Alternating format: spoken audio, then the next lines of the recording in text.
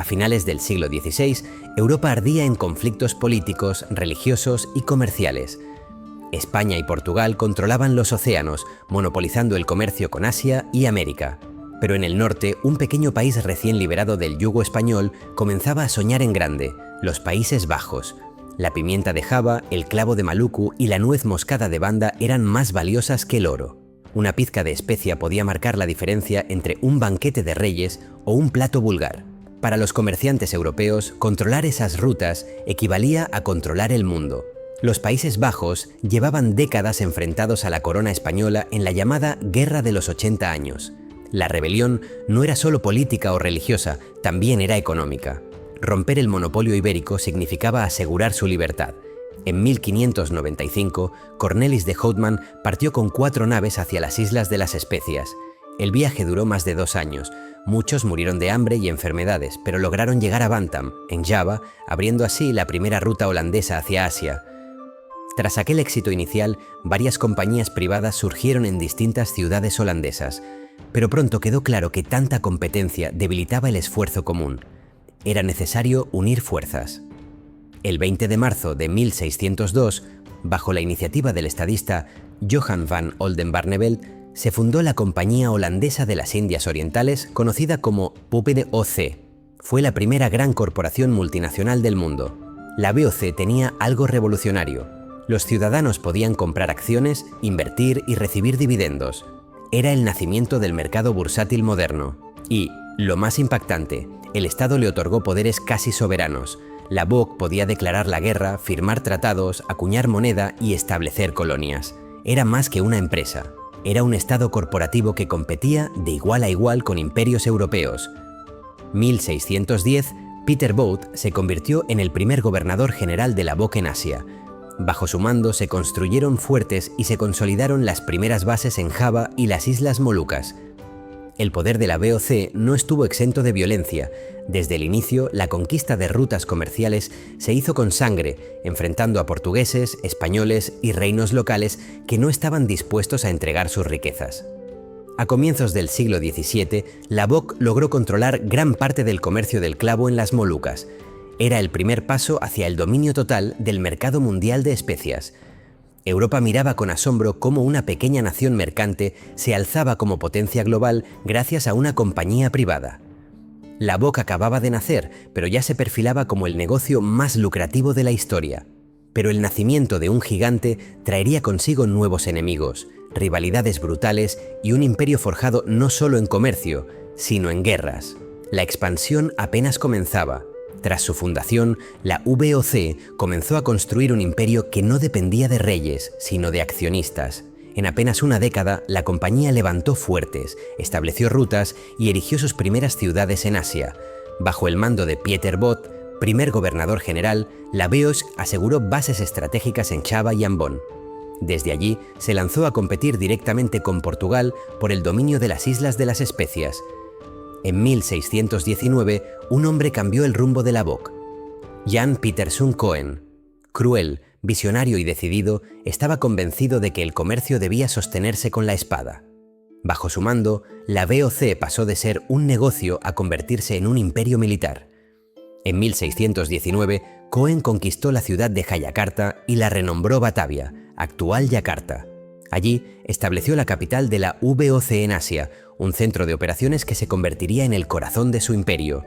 Ese mismo año, Cohen ejecutó una de las acciones más brutales de la BOC, la masacre de las Islas Banda, donde miles de habitantes fueron asesinados o deportados para asegurar el monopolio de la nuez moscada.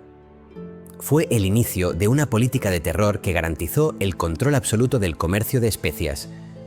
Gracias al dominio de Banda y Ambon, la VOC monopolizó la nuez moscada y el clavo.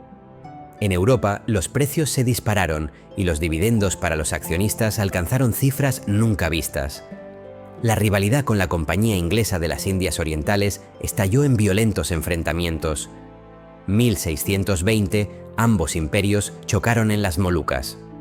Aunque Inglaterra resistió, los holandeses lograron consolidar su supremacía en la región. La BOC no solo luchó con armas, supo tejer alianzas con sultanatos y reinos asiáticos, ofreciendo protección y tratados comerciales.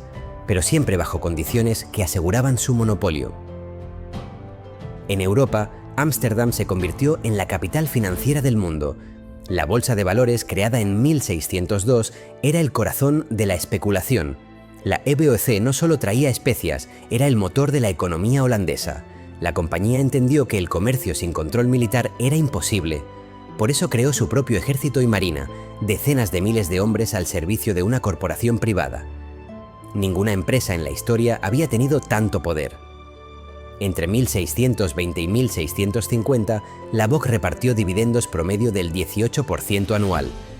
Era el negocio perfecto, especias exóticas a precios astronómicos aseguradas por el músculo militar más poderoso de Asia. Pero no todo era gloria. Las rutas eran peligrosas, los costos de mantener ejércitos crecían y las tensiones con Inglaterra y Portugal seguían encendidas. La BOC era poderosa, pero también vulnerable. El imperio corporativo más grande del mundo había alcanzado su apogeo. Pero enemigos externos e intrigas internas estaban a punto de poner a prueba su poder. A mediados del siglo XVII, la UPADOC se había convertido en la mayor potencia comercial del planeta. Sus barcos dominaban las rutas marítimas desde África hasta Japón.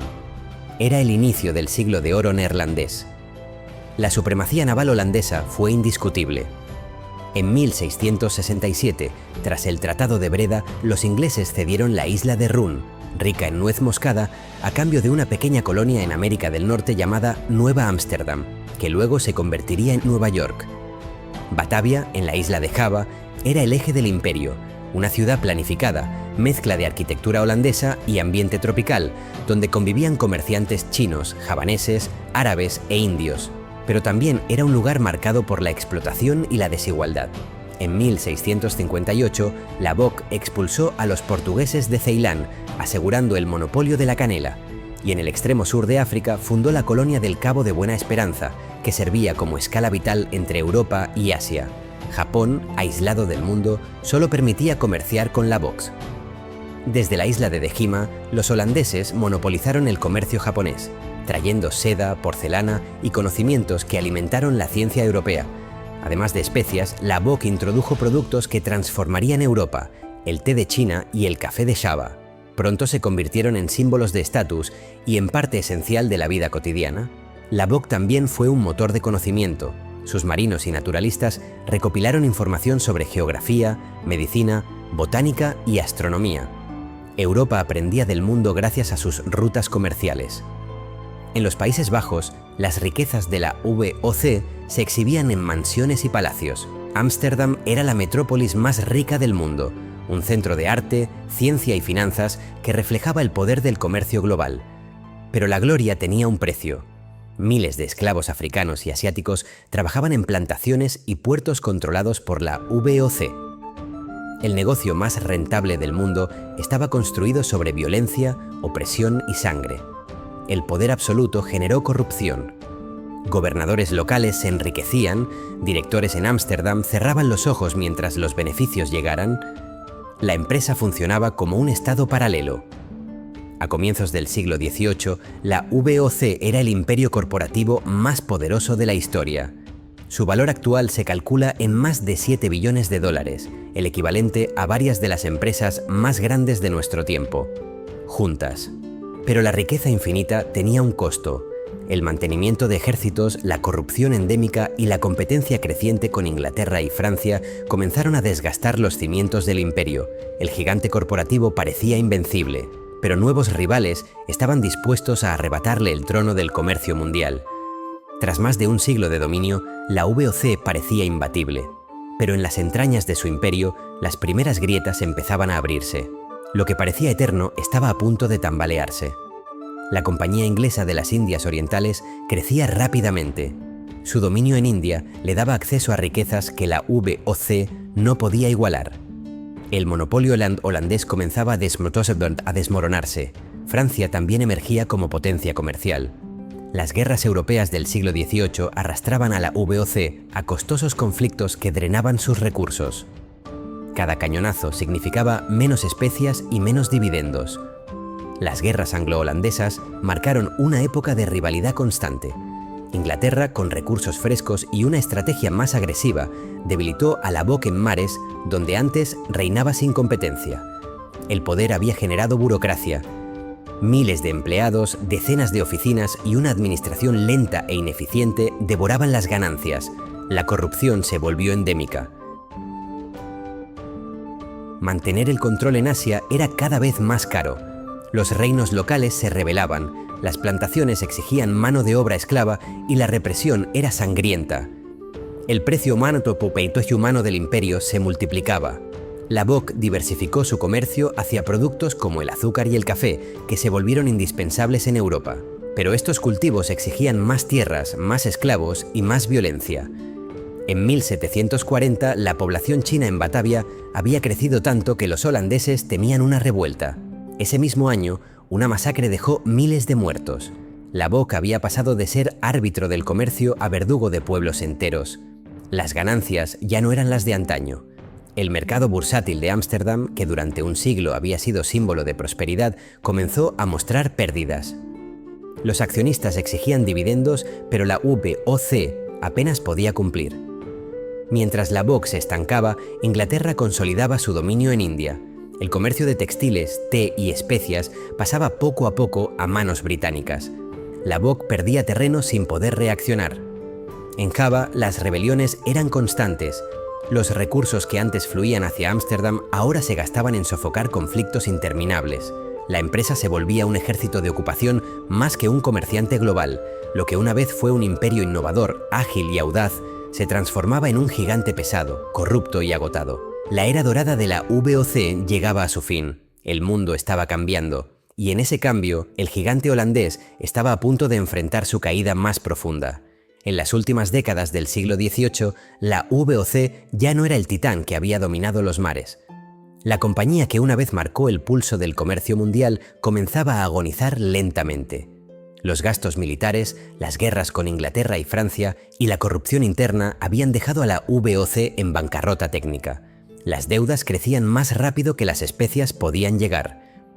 Durante las guerras anglo-holandesas del siglo XVIII, la flota británica aplastó a los holandeses. La Compañía Inglesa de las Indias Orientales dominaba India y ampliaba su alcance hacia China. La VOC se veía cada vez más relegada. Lo que alguna vez fue fuente de riqueza se transformó en una carga. Java, el corazón del imperio, se alzaba en rebeliones constantes. Mantener el control requería ejércitos enteros y fortunas incalculables. La corrupción se volvió el sello de la BOC. Gobernadores generales se enriquecían mientras las colonias se hundían en crisis. Se calcula que gran parte de las pérdidas provenían no de la competencia extranjera, sino del robo interno. Buscando nuevas fuentes de ingresos, la BOC se involucró en el comercio del opio. Pero ni siquiera este lucrativo y peligroso negocio pudo salvarla de la ruina. Las acciones que en su momento habían sido símbolo de prosperidad se desplomaron. El mercado bursátil de Ámsterdam vivió un colapso que arrastró consigo la confianza en la compañía más poderosa de la historia. En 1782, el Estado holandés intervino directamente en la administración de la BOC. La empresa había dejado de ser un símbolo de poder y se había convertido en un problema nacional. Los Países Bajos enfrentaban guerras contra Inglaterra y Francia, al tiempo que sus colonias ardían en rebeliones. La BOC ya no podía sostener un imperio global, era un gigante que se desplomaba bajo su propio peso. Entre 1770 y 1790, la empresa que había dominado el comercio mundial se convirtió en una sombra de sí misma. El fin estaba cerca, y ya nadie podía detenerlo. Un siglo y medio de gloria llegaba a su fin, pero el derrumbe final sería tan épico como su nacimiento, la desaparición del primer imperio corporativo del mundo.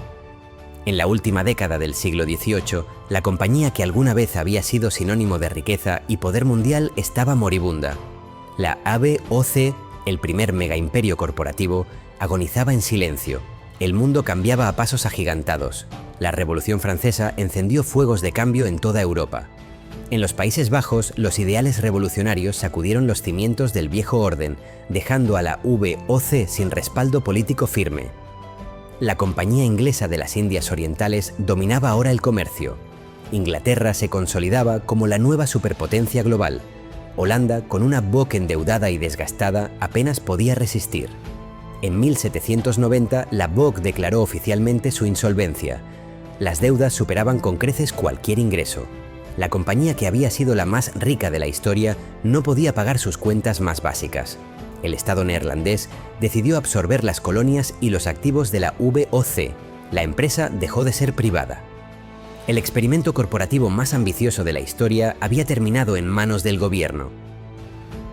El 31 de diciembre de 1799, la Bock fue oficialmente disuelta. Después de 197 años, el primer imperio corporativo de la historia desaparecía para siempre. Pero su legado no se desvaneció. La Bock dejó las bases del capitalismo moderno: la bolsa de valores, las multinacionales, el concepto de acciones y dividendos. Su sombra aún vive en cada corporación global de nuestro tiempo. La riqueza de la Bock se construyó sobre la sangre de millones: campesinos explotados, esclavos forzados, colonias arrasadas. Ese costo humano quedó grabado en la historia, aunque por siglos fuera silenciado. El colapso de la VOC no fue solo el final de una compañía, fue el fin de una era y el inicio de otra. La supremacía británica y la revolución industrial abrirían un capítulo distinto, donde el comercio se transformaría para siempre. La Compañía Holandesa de las Indias Orientales fue el primer gran negocio de la historia. Y también su primera gran advertencia: el poder corporativo puede crear imperios, pero también destruirlos.